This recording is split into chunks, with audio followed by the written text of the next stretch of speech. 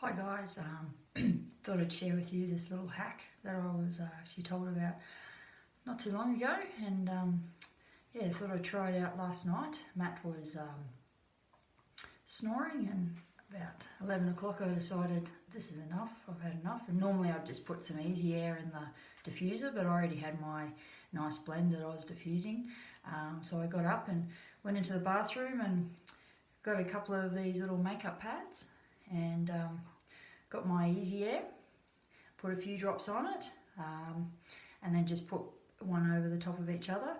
And I was going to try and put it into the pillowcase slip, but of course the opening was on the other side, so I just put it on sort of on the top of the back of his pillow, and yeah, within a few minutes I could just hear his airways opening up a bit more, and he sort of stopped snoring, and I was able to get off to go to sleep. So that was great. So yeah, if you're having that problem, it's a good way of doing it.